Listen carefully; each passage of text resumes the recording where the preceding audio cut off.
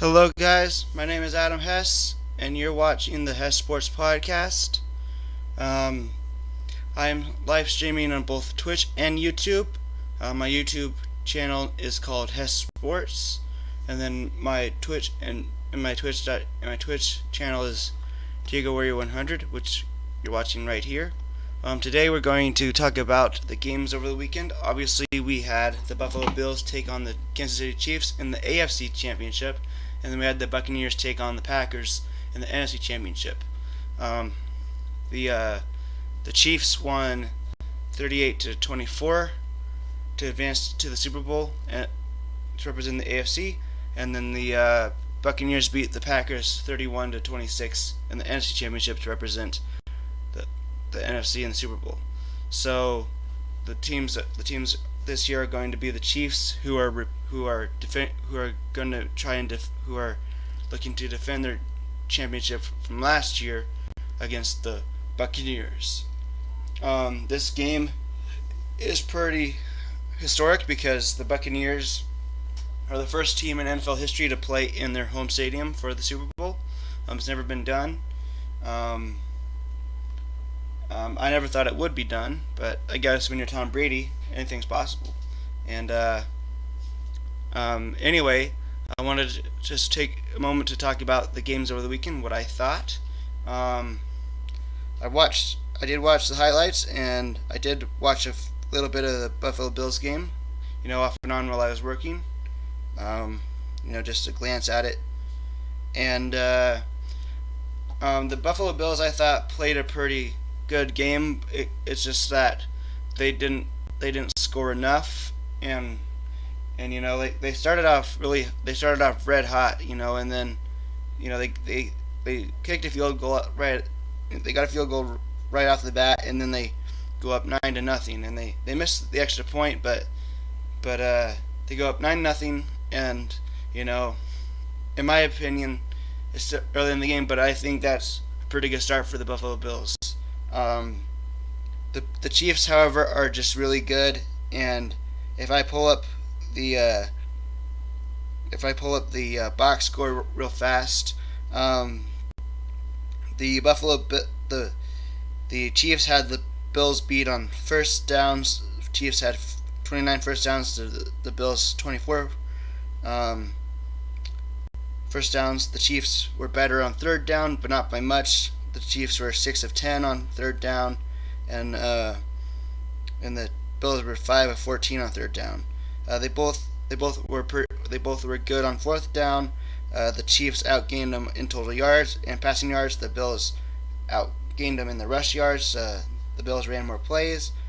But the key stat here is that the Bills, the Josh Allen was sacked 4 times to Mahomes one time, and Chiefs were better on penalty wise and also time of possession. What I think it really boils down to is that, yes, I should have probably I should have used my head a little bit more, but the reason why I picked the Bills over the last time was because the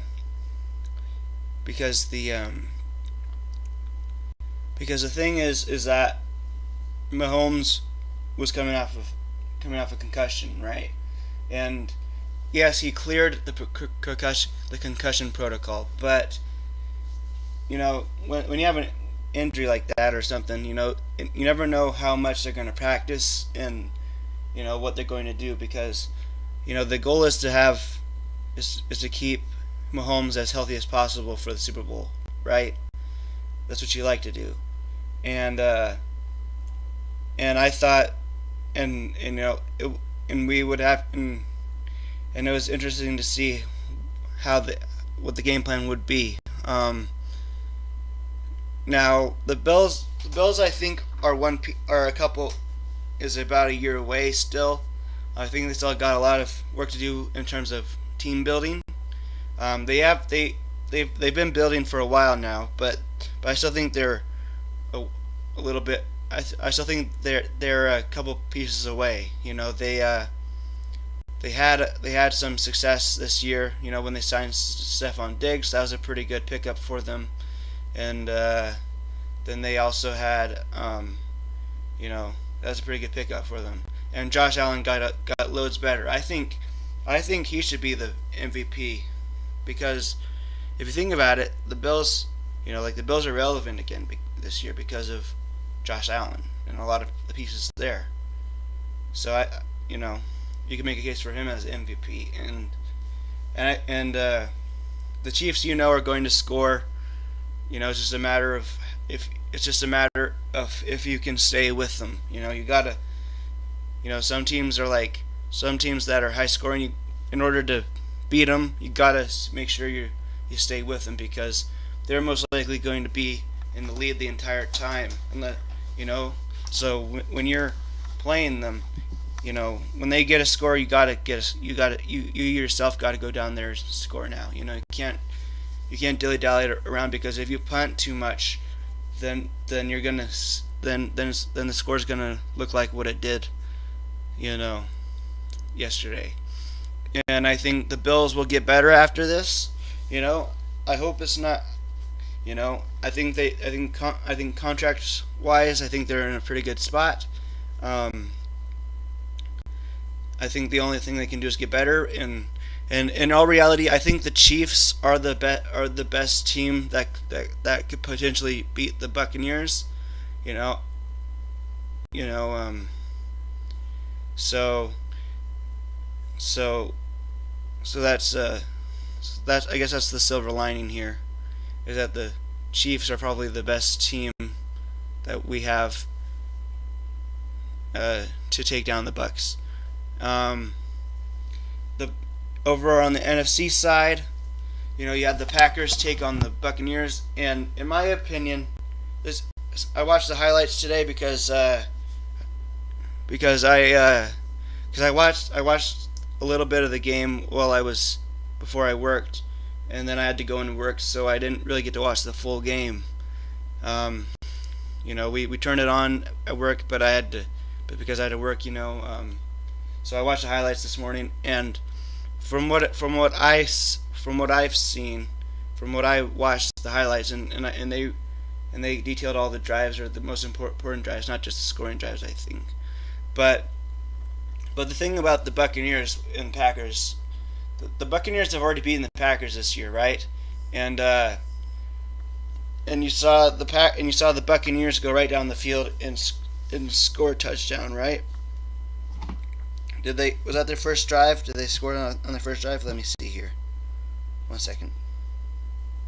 So their first drive of the game. Yeah, they go. Yeah, they score a touchdown, and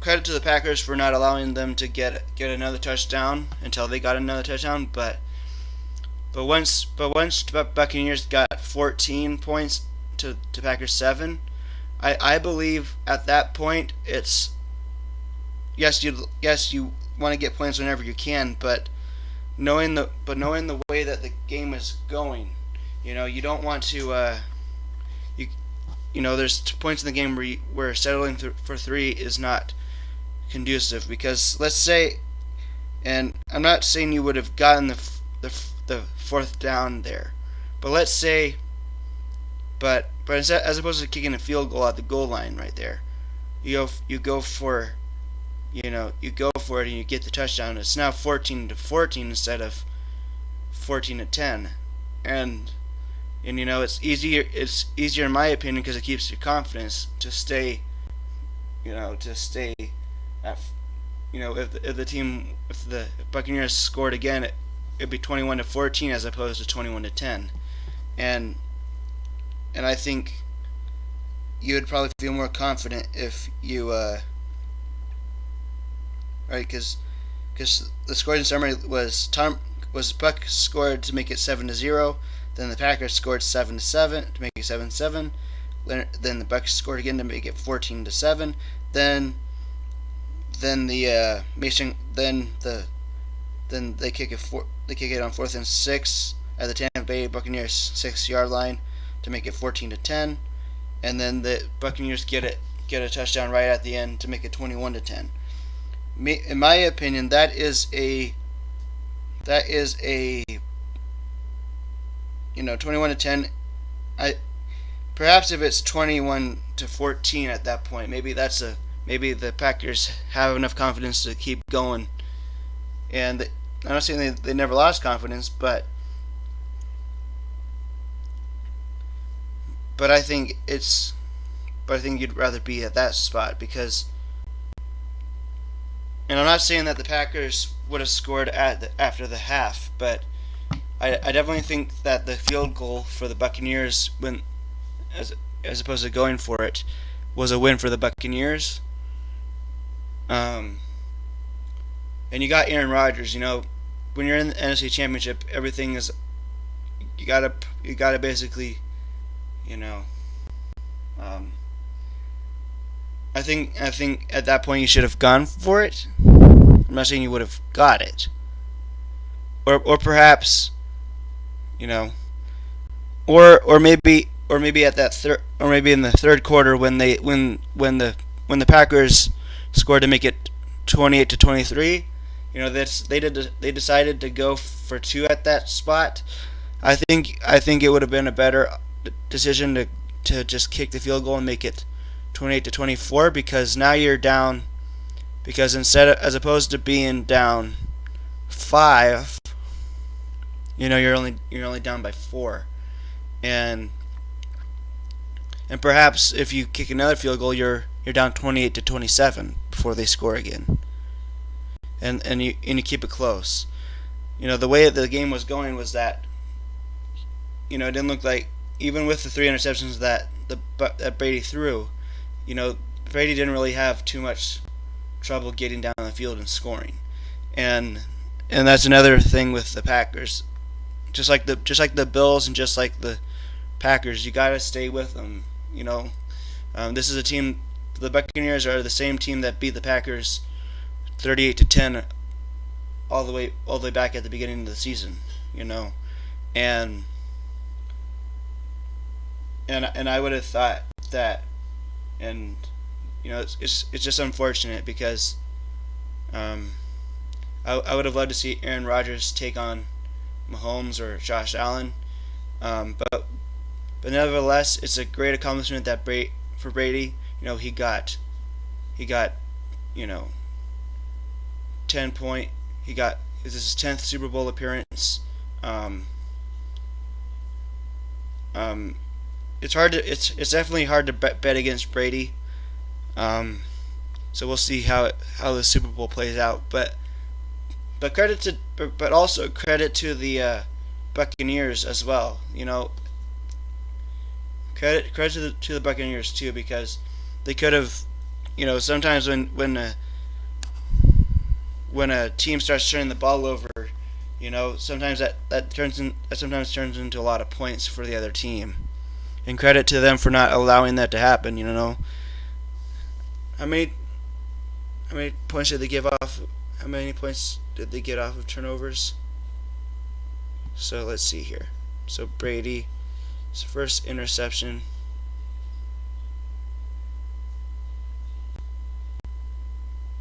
Let's see here. I want to make sure I get this right. How are we doing on the Twitch side of things? Is it still bad? A lot of points for the other team. And credit to them for not allowing that to happen, Okay. So I'm at high frame rates still. Why am I at this? Okay, so I can't use that. But anyway, let's now preview the Super Bowl and talk about its significance. Obviously, the team is between the Chiefs and the Buccaneers, and this is a big game every year. It's especially this year.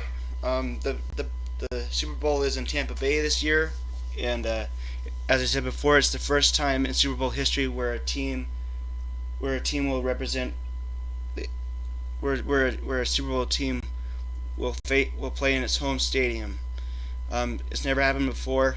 The Chiefs are trying to defend their Super Bowl crown from last year. Um, we'll see how it plays out. One of the things that I was talking to one of my coworkers yesterday before he left was, or a couple days ago, but when I was telling him, when I asked him who he thought was going to win, I think last point about the Packers versus Bucs games, I said it was curious because it was curious to see what kind of defense the Buccaneers would play this time around because throughout the season their defense has been a question, like what kind of defense will the Buccaneers get, because they would play really good defense one game for a couple of games, and then they'd give up, and then their defense wouldn't show up another game, and it was kind of curious to see what kind of defense the Buccaneers would get, and obviously they got a good defense this time around. But anyway, back to the Super Bowl. The Chiefs have repeated this year. It's very rare for a team to repeat, although repeats happened a lot more back in the day. As you know, the last team to repeat in the Super Bowl was the Seattle Seahawks back in 2013 and 2014, although they did not win it. So it doesn't happen very often. The Buccaneers are The Buccaneers are making their second Super Bowl appearance in their first Super Bowl since they won it in 2002, I believe, 2003, when John Gruden was their coach. I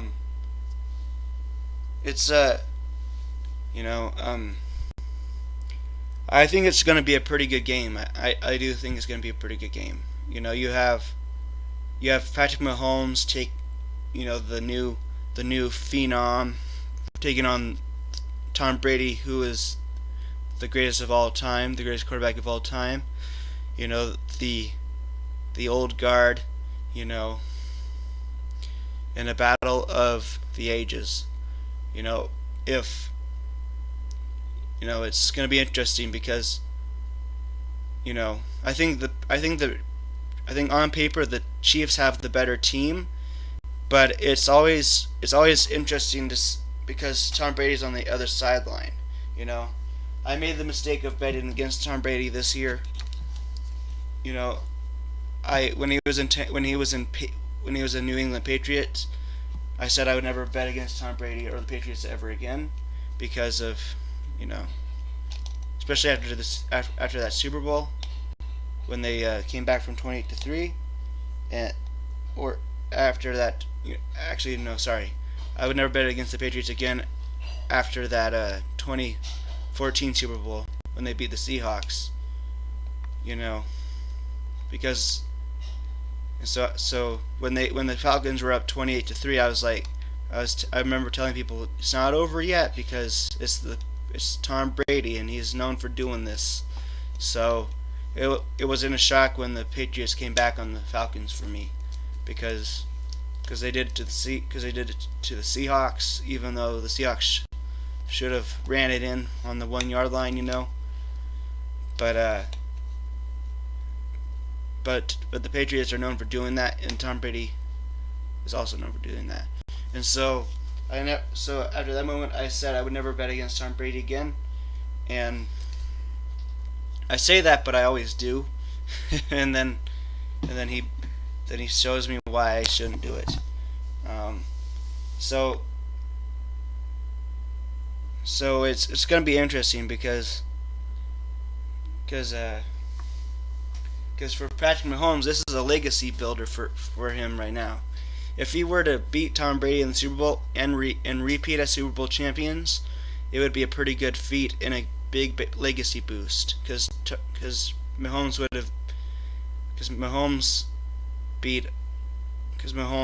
not only repeated but also beat Tom Brady in the Super Bowl. And and they beat them in the home stadium, which you can imagine is going to be pretty daunting if you're Chiefs. If you're the Chiefs, I don't know what it's going to feel like for the Buccaneers playing in their home stadium, even though it's going to be a quote unquote neutral site. But I don't know how it's going to play out. I don't know because it's never happened before. I don't know what the mindset is for a team that's playing in their home stadium for the Super Bowl. You know, I wonder what their process is going to be for making sure it's not doesn't feel like a home game. But I'm sure it will feel like it because it's their home stadium. The Chiefs obviously have a really good offense. They have a great offense with Tyreek Hill and Patrick Mahomes and Travis Kelce. I think their Super Bowl window is open as long as those three are there. As long as Mahomes, Tyreek Hill, and Travis Kelce are on the team, along with Eric Fisher, who's their best lineman. I think that as long as those four are together on the same team, I think they'll be the Super Bowl window is open as long as they're there. Because Patrick Mahomes is really good, but his job is also a lot is also what makes that offense so hard to stop is that you've got Tyreek Hill on the outside who's arguably who's the fastest player in the NFL, and not only that, but he's turned himself into a really good route runner and receiver. He's gotten better over the years. He went from a return man. He went from pure return man to fast guy. A gadget kind of player on the offense to a pretty good receiver. And when you have a player like Tyreek Hill on the outside who can just flat out run, and you can use him any way you want. It puts a lot of stress on the defense because not only that, you got Mecole Hardman at receiver as well. You also got Travis Kelce to worry about. You got all these different players to worry about, and which makes it so hard to stop. It'll be interesting to see who they put on. It'll be interesting to see the matchups that the Buccaneers decide to go with. In the Super Bowl, who will they put on? Tyreek Hill. It's hard to say. I don't know who they're. Because I don't. So it'll be interesting.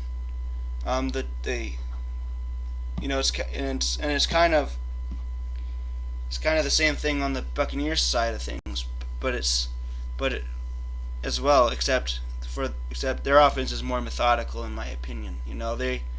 Tom Brady is most comfortable when he can throw short, pick apart and then go over the top. That's his game. That's the game that he likes to play. Whereas Patrick Mahomes, they get big yardage on a lot of their plays, and because of the weapons they have, they can go downfield. They go deep. They throw it deep. They throw it short. And it's explosive.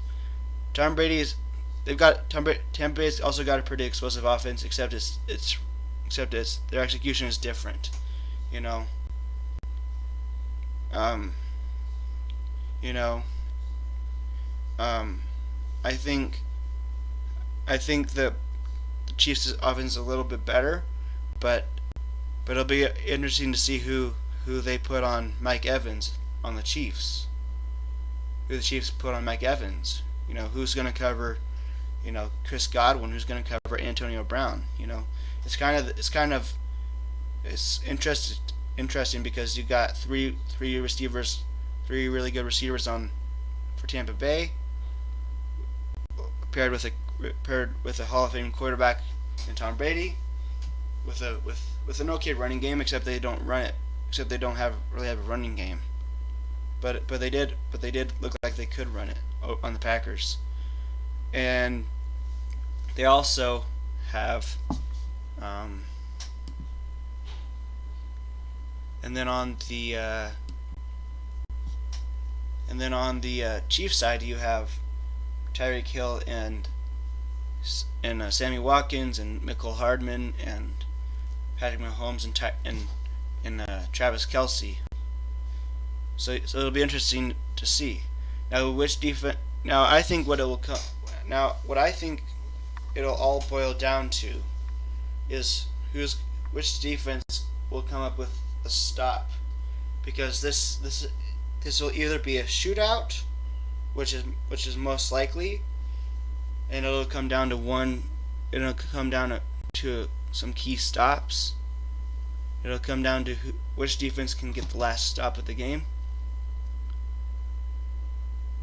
or enough key plays to win, or it'll be a blowout. Depending on which team will get the lead first. I think, will we see a comeback in this game? It's hard to say because, the Chiefs, it's hard to say because last year the Chiefs in the playoffs, that's what they did. That's what they did in all 3 games that they played last year. They were down big to the Texans, and then they blew that team out, and then they were down a little bit to the then they were down versus the then they were down versus the Titans, and then they came back and won, and then they were down versus the 49ers, and then they came back and won. I think if either team gets a big enough lead, I think both quarterbacks are too good to allow a comeback to happen. It depends on it all depends on the kind of defense that they get, because more so I'd say for the Buccaneers, because their defense has been more shoddy over the season, and so it'll be interesting to see. But I think the game will either be a shootout or a blowout. It just depends on who's on the winning, who the winner or loser is. Now I haven't decided who I think is going to win yet, so we'll have to see. We'll have to see what the experts say. What they think. But it'll be a good game. The next thing I wanted to, this is the HES Sports podcast on twitch.tv/Diego Warrior 100. I am also multi-streaming this on YouTube at HES Sports. If you like the podcast, and I know I'm experiencing some frame rates right now, I don't know what to do about it. Maybe it's the time of day that we are in. But I promise I will try and I promise to you that I will try and work it out for next time. But if you like the podcast, consider leaving a like and subscribing and sharing with your friends on the YouTubes. And if you're watching on twitch.tv/Diego Warrior 100, consider following. Last year before I went off to college, I did have a podcast of the same name, although I think I called it HES Sports podcast as well. But I had one over a year ago, and I stopped it because of college, and now I'm relaunching it. So every little bit of support helps right now. If you like what you see and you want to leave a comment, or you disagree with me, that's okay. You're okay to comment whenever you want. It's just we're respectful here. We can disagree. We can disagree as much as we want, but try and keep it you know, respectful, um, because some people believe what they, have their opinions, but let's try and be respectful to people, and yeah. So the next topic the main topic of the video that I wanted to talk to you about is how teams in the NFL um, win football games, or how teams win. And there's a lot of different ways that teams win in the league. Um, some ways are riskier than others, and some ways are less risky. Um, for example, one of the thing um, winning in the NFL is hard, but so the question is, how do teams win? Well, winning is hard in the NFL. It's hard to win in the NFL.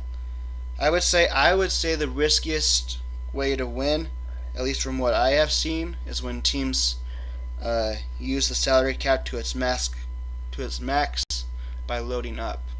What do I mean by this? It's when a team has success the previous year, or or they have some sort of success, and they feel like they've had something, and they feel like they have something, and that off season, they decided that they want to load up and go for it now.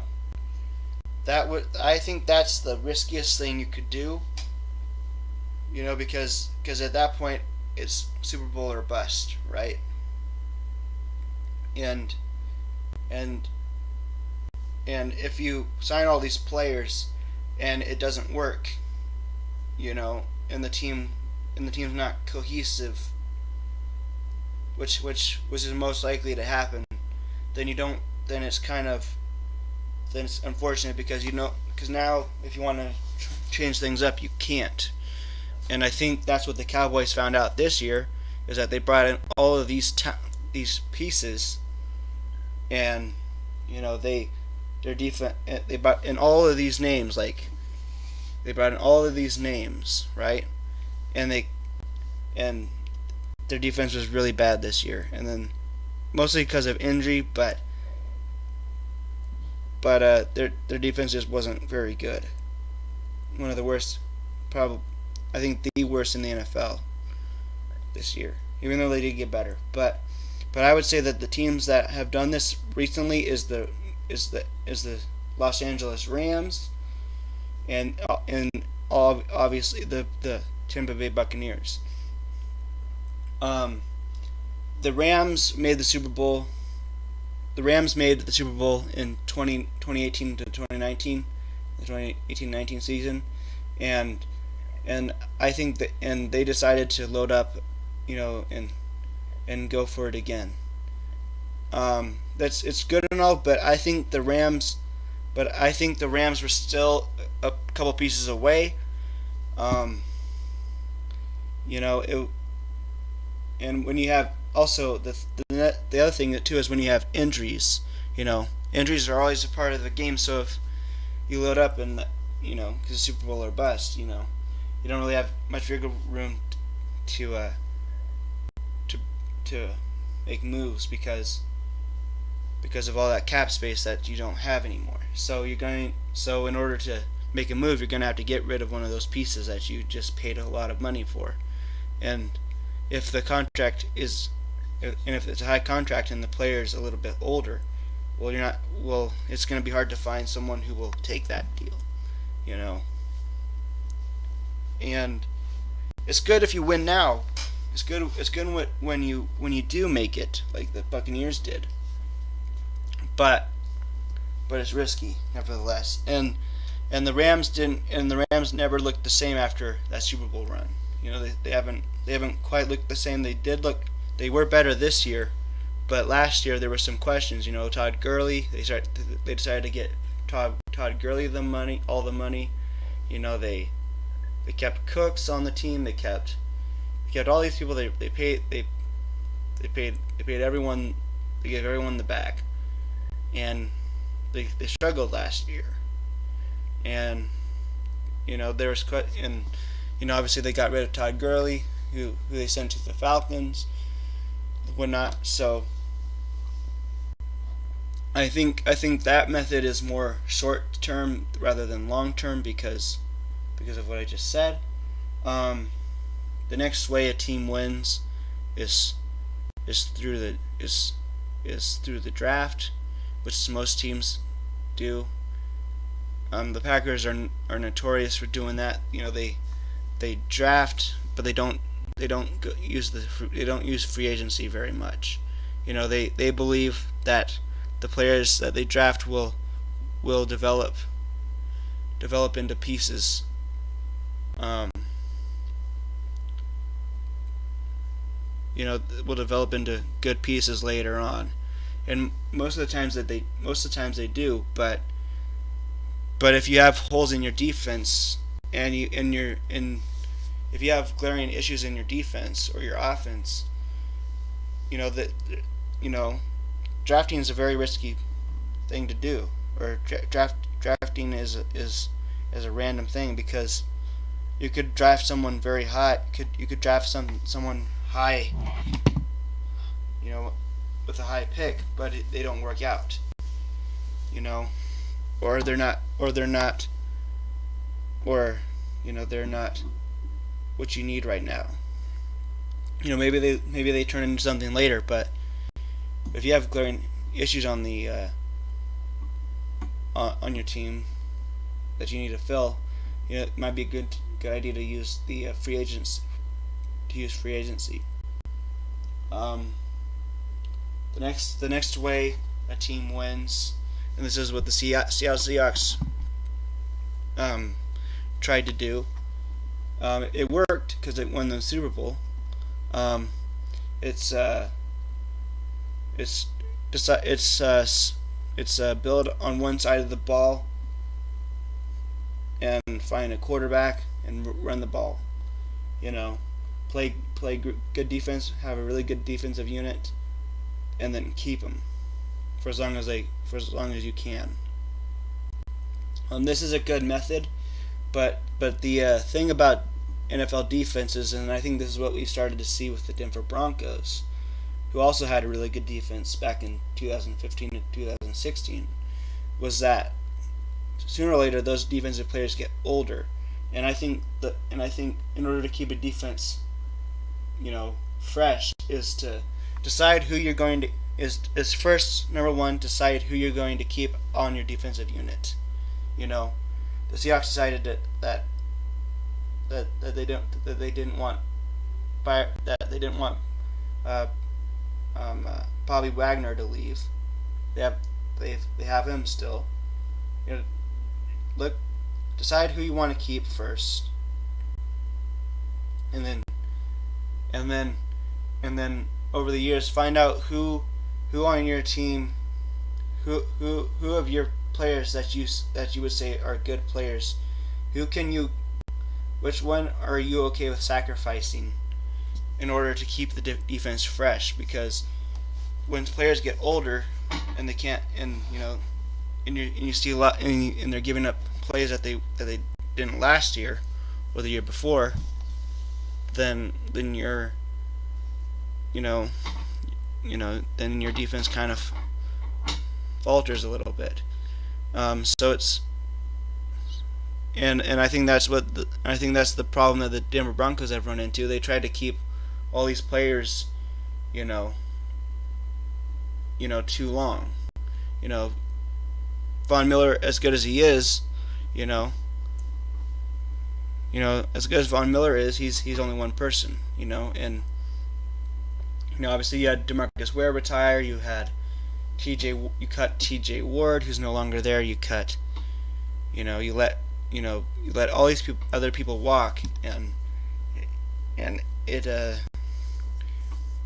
the team just got older, and that happens all the time. But I think the thing that the Patriots understand about that, but I think the thing that the great teams understand is that you can't wait too long, because you got to do what's best for the team. As much as you like as much as I like Richard Sherman, or as much as I would have loved to see Richard Sherman stay, or which I wish he would could have, which he could have, or as much as I would have loved to see Cam Chancellor, Earl Thomas stay on the team, um, or even Bruce Irvin. There was a reason for it. There's a reason why they left, because they got older. Um, I think one of the moves that the Seahawks could make right now is and I know that that linebacking tandem is a really good one. I understand that, but I think we could use KJ Wright to get someone, defensively, or an offensive lineman, or because you have some good players coming up, but I think the Seahawks have too many holes now, where you might have to use one of those linebackers to get something. And I don't want it as much as I want to keep KJ Wright, and he's a good player. But there comes a time when you have to, you know, depart with him. And I think that's what the Patriots understood, what Bill Belichick understood, is that you know, you only get 10 years max of players, and you only get a few years of them. So when you can, you gotta reload. You always gotta reload. Keep some of the guys intact until you can find a suitable replacement for them, and then you cut bait, and then you coach them, and then you implement them, and then for a few years, and then you say, oh, there's a guy that's better than him now. Let's see what we can do let's see what we can do there. That's how the Patriots stay relevant. Or that's how the Patriots stayed relevant, because they never kept players too long. And they never kept players too long because they never kept players too long, and I think that's the key. I think that's the key for their dynasty, is that no one player was more important, and I think that's what they understood. But yeah.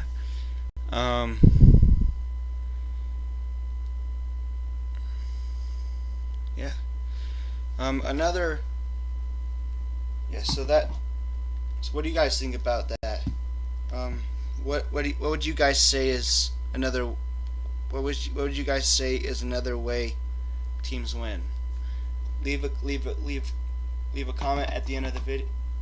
Leave a comment in the comment section, and let me know what you think is a way to win. And give me the reason why, and if it's risky or not, because and use an example. Do you agree with my ways?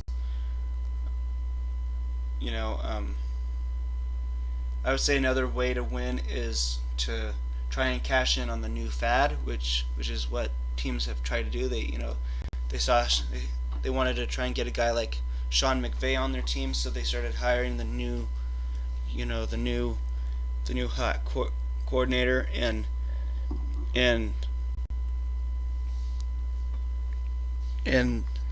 that seems to work out okay, except that not everyone is Sean McVay. You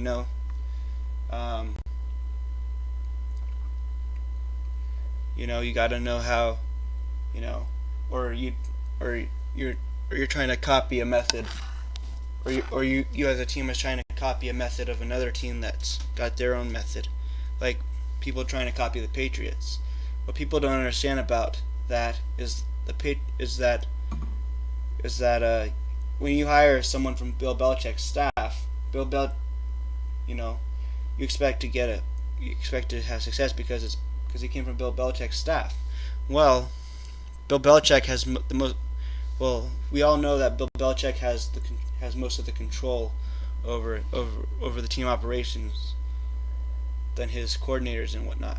Now, I'm sure that they have control, calling play wise, but the buck stops with Bill Belichick, and I think too many people think. I think the Lions thought with Matt Patricia that they were getting, Bill Belichick when they hired Matt Patricia, and Matt Patricia tried to do it, and a lot of his mannerisms kind of followed, copycat, or kind of copied Bill Belichick, but that's not the best. But it didn't work out because he's not Bill Belichick, and I think, and credit to Miami Dolphins or Brian Flores, who also came from the Patriots. He's trying to be his own coach, and I think that's the key because the Patriot way, because I don't think you'll ever see another Patriots. The Chiefs have the best opportunity to do it, but I think the team most likely to become or the best team to become a championship or the next dynasty. But not everyone can be. But the way that they operated is so hard to do because you have to find players that don't have any ego, and a lot of these teams have never had that, so it's hard to implement. When you bring in a coach that says no one's bigger than the whole, when that's all they've known, it's hard to change that, and it's hard to change that culture and get them to understand, especially when a franchise hasn't experienced winning very much. It's kind of hard to instill that confidence.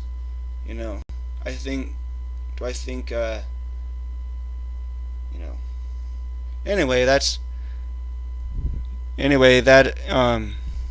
is what I had to say on that topic.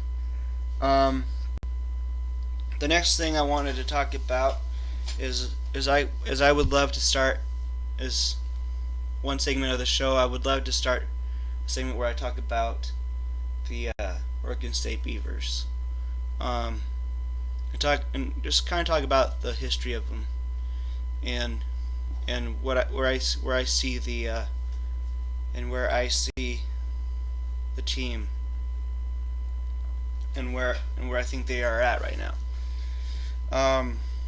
I think I think Jonathan Smith is a really good coach. I think he's the right man for the job.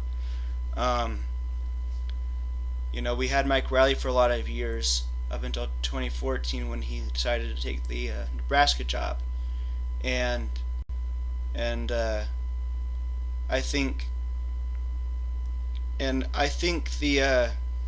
Gary Anderson could have worked out. By the way, I do believe he could have worked out had he not gotten in the way of his own decisions. Because, in my opinion, if Gary Anderson had stuck with Marcus McMaryion in the 2017 season and started him over Jake Luton, who as much as I love Jake Luton,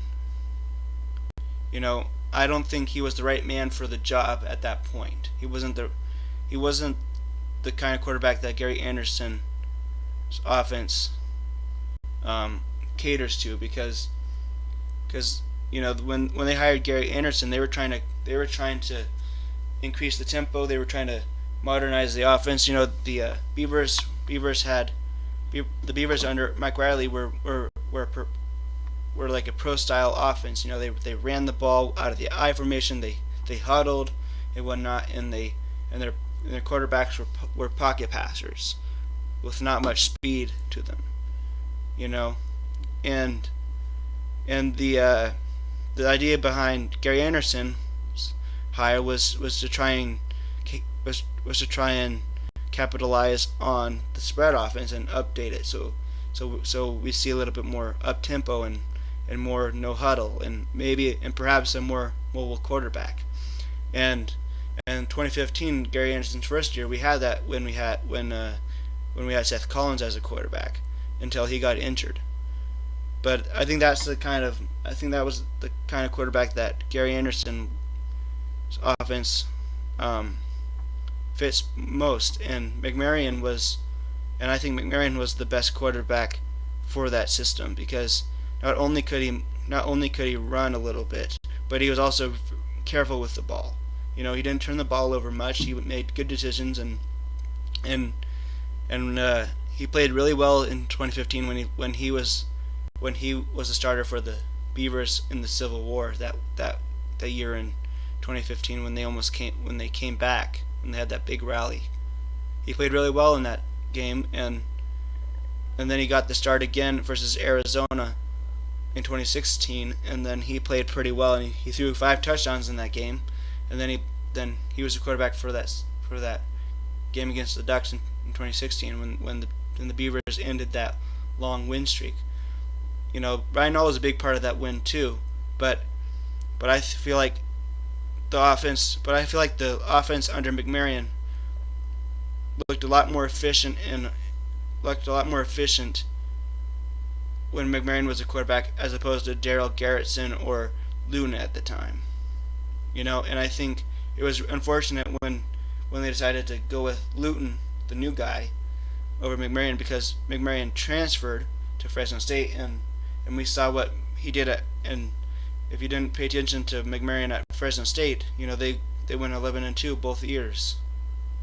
So he had a pretty good career at Fresno State.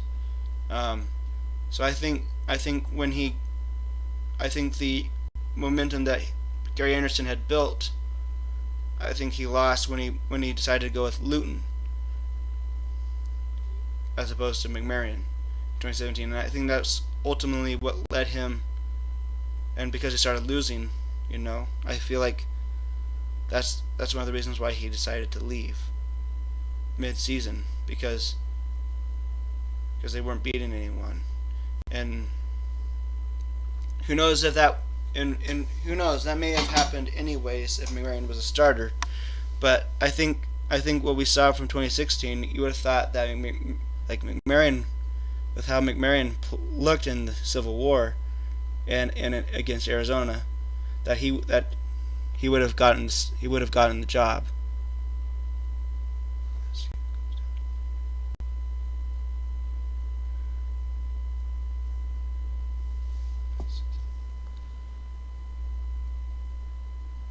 I am experiencing too many frame drops right now. Okay. Anyway, I just felt like McMarion should have been the starter from the start. And I think a lot of people share that same thought too. Jonathan Smith, I felt was the right guy to take over because he understood the program. I don't think Gary Anderson quite understood what kind of program the Beavers were, you know, because he was an outsider. And Jonathan Smith obviously played at Oregon State, you know, from 1998 to 2001. You know, and so he understood what the program is about and how to build it. And I think because of that factor, I think he's done a really good job. The best part about the hire is that we're starting to see more competitive ball games. You know, they only won 2 games this year and 5 games last year. But really, if you take out 2018, which is Jonathan Smith's first year, and I think people, and I don't think people thought Jonathan Smith would win many games that year either in 2018. So the fact that they won two games, and I felt like the and anyway, so if you take 2015's, if you take 2018's, or if you take 2019's team and 2020's team, I feel like it's in a good spot right now. Like really the only game that I felt the Oregon State Beavers got blown out and really dominated was the Utah game last year when they beat the Beavers 52-7. Yes, we got blown out by Oklahoma State, but I think we did a lot of good things in that game, especially early when we made some plays here and there, and we kept it as close as long as we could, but we let it slip a little bit, and I feel like, but after that, the games were close. The game stayed close, and then we started winning a little, and then we started winning, until we played, Utah. But other than that, I feel like the team has been trending upwards. We've started to see a lot. We've started to see some recruits coming in. Trayvon. Who's that? We got that recruit. We got that receiver from Florida State, Trayshawn. Let's see here. What's his name?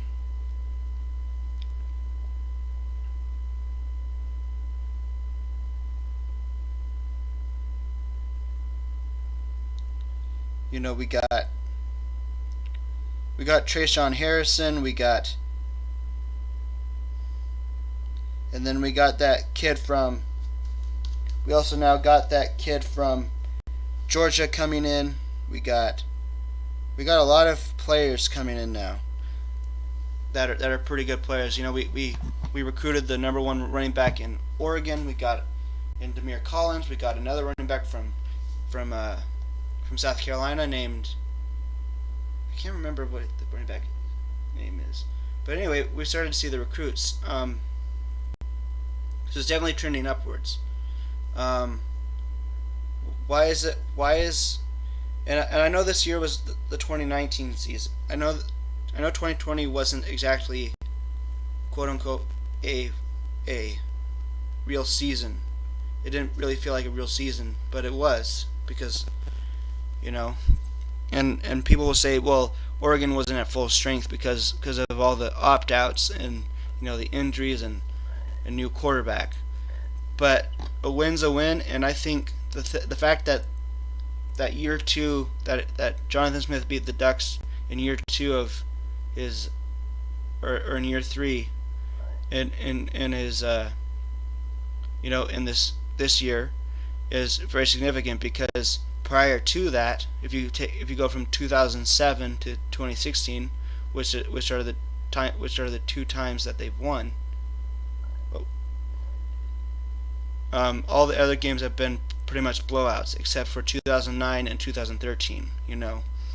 So the games haven't really been close, and so especially after 2016, if you were to tell me that we would win again after 2017's beat down to the Ducks when they scored 69 points to our 10, when they beat us 69-10, and then 2018 they beat us 55-15, you would have thought that there's no chance that Jonathan Smith beats Oregon because of the way the games looked.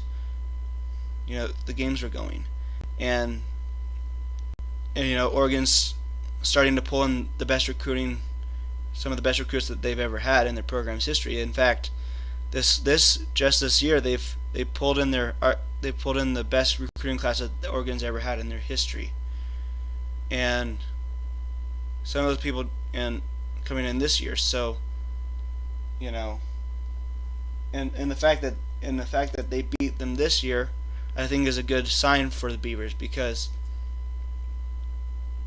because I felt like last year in 2019 that the Beavers could have beaten the Ducks last year at Austin as well because I was at that game and when the Beavers were making their trying to tie it up, that stadium was pretty quiet. You know, Autzen was pretty quiet at the time, and they had gotten the ball back because I think the Beavers had forced a touchback and they got the ball back that way, and the Beavers had a chance to go down the field and tie it, and they threw a screen pass to Jamar Jefferson, and we all know what happened there. He fumbled it because he decided to try and hurdle the defender, and the ball got dislodged, and they picked it up, and a few plays later the Ducks were in the end zone, and it put the game out of reach. And I think I think because the momentum was with the Beavers at that point. If the Beavers had tied it at 17-17, perhaps the Ducks would have scored and gone ahead. But the Beavers definitely had a chance in that game to win, and I felt like the Beavers would win this year's Civil War or this year's game, just because they got so close this year, or so close last year to beating the Ducks, and the fact that we're starting to see more wins against the Ducks in recent years, we didn't allow their win streak to get to eight wins again. It was only a 3-game win streak this time for the Ducks before we beat them the next time. So I think we're starting to see more quality wins from the Beavers going forward. And the thing too is that for the first time I can remember, we beat Cal.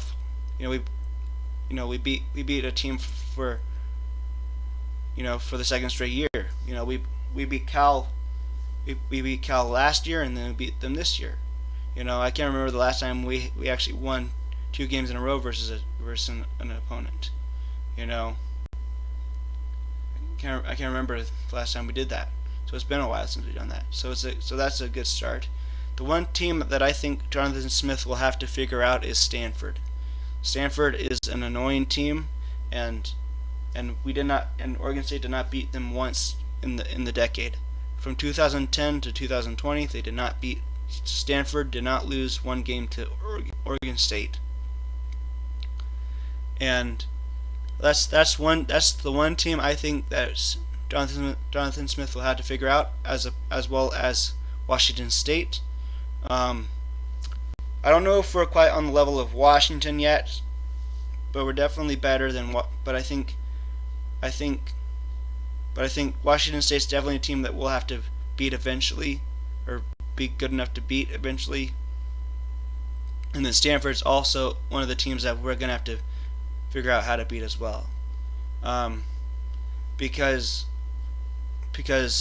while Oregon is our rival, our main rival, our biggest rival, if you want to have a chance to prove yourself, then you got to beat the other teams too. You got to prove to recruits that you can beat Stanford. And I know we almost beat them this year, but we played right into Stanford's hands again. And it seems to me that the Stanford Cardinal have found the quarterback of the future in David Morris. I think that's what his name was, if I'm not mistaken. Or Davis Mills. He's their quarterback. He looked pretty good. He can run a little bit. I think we're gonna have to figure out how to beat them before they gain momentum again. Before they start winning again, in my opinion. Or just any time. We're gonna have to beat Stanford. We're also gonna have to figure out, you know, so and I think the rivalry between Oregon and Oregon State is in a good place in my opinion because while Oregon has dominated for the majority since 2007, you know, I think we're starting. I think because we've won twice, we've won two time but I think because we've won two times in the last 5 years, I think that's a good. I think that's something to be proud about. You know, um, I think it's in a good place. We're starting to see Oregon State have a better team, field a better team, and being more competitive in a lot of their games, and we're starting to see the recruits. And I know Oregon State will probably never recruit like Oregon, but but but Oregon State's coming, and I think that the conference knows that, and I think it's awesome to be a Beaver fan right now.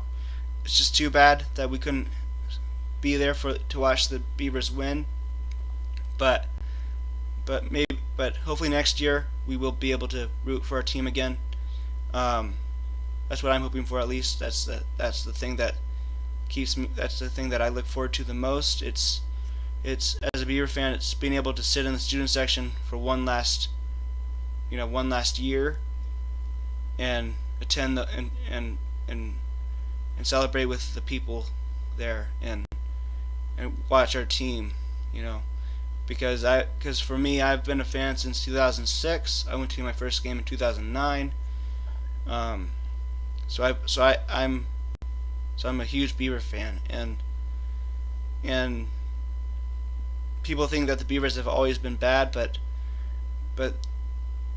no, they haven't always been bad. They had, for the majority of the 2000 from 2000 to 2010, they've been one of the better team. They've been one of the better teams in the sport. They're not at the top of the sport, but they were relevant. And I think that's the thing. And I think that's the thing that Jonathan Smith. I think that's the thing that Jonathan Smith is trying to accomplish. As long as we can be relevant again, and we start making it to bowl games, because that's the thing. I don't. It's hard to say if Jonathan Smith will be good enough. Is a good enough a coach? I don't know if Jonathan Smith will be able to get us to like a Rose Bowl. Maybe he can, but I think for right now, the thing that I think a win for the Beavers is making it to a bowl game next year, or at least in the next few years. If we can make like a Liberty Bowl or an Independence Bowl, 8-5 or 9-3, or even 6-6. If we can start getting to bowl games and winning them, or even just appearing in them, I think it'll boost our recruiting and our standing within the league. It'll do wonders. I think that's a win for us as Beaver fans. I don't think it's responsible to I don't think it's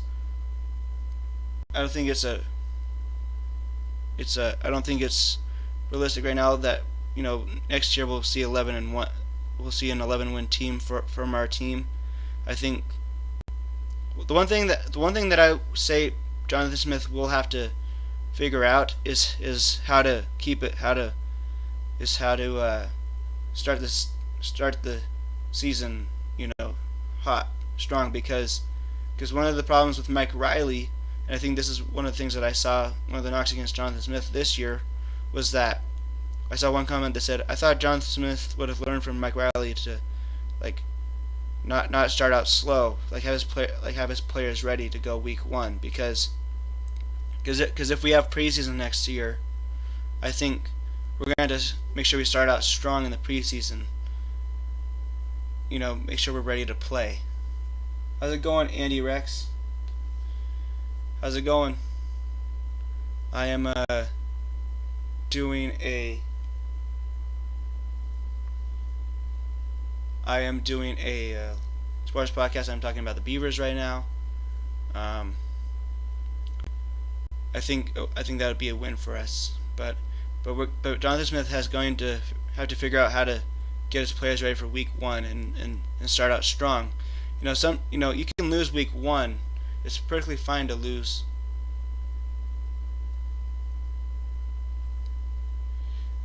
We are.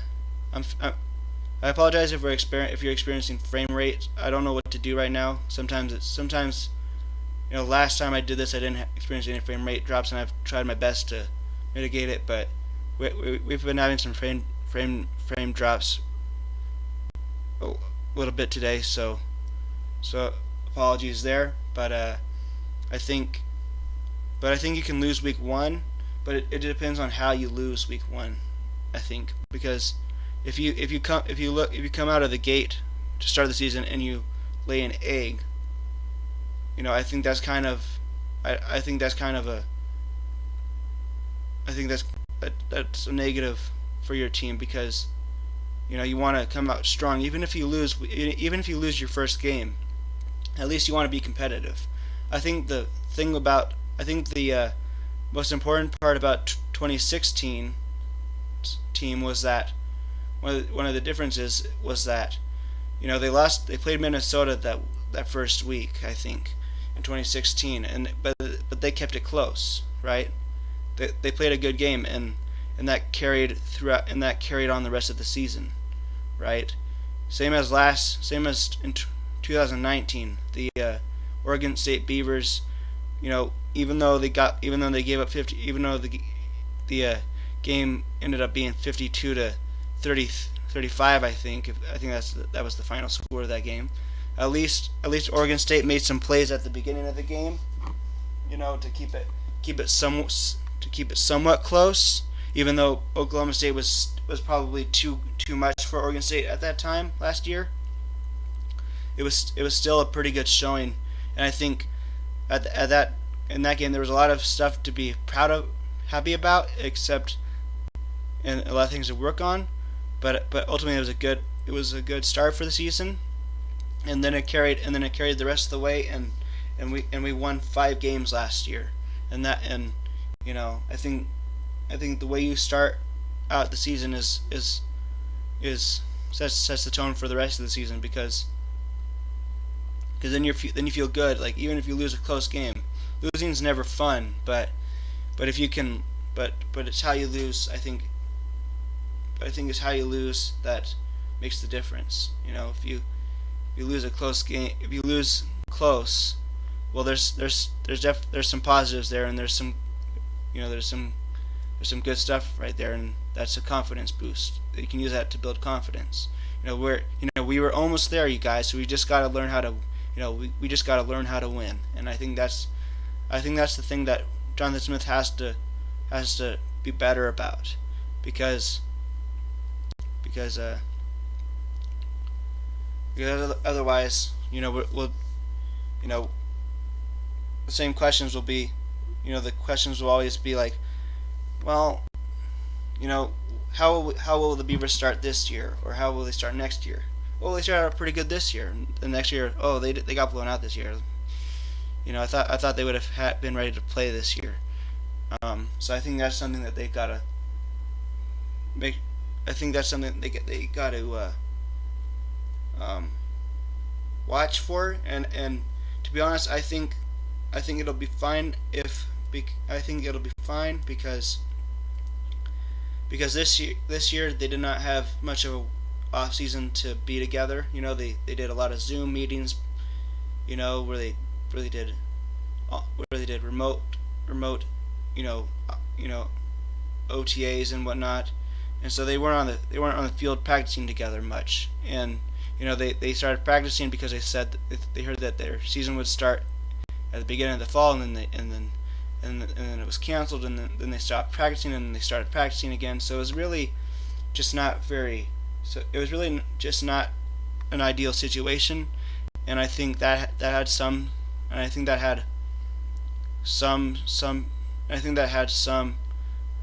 something to do with the way the Beavers looked versus Washington State to start out the season.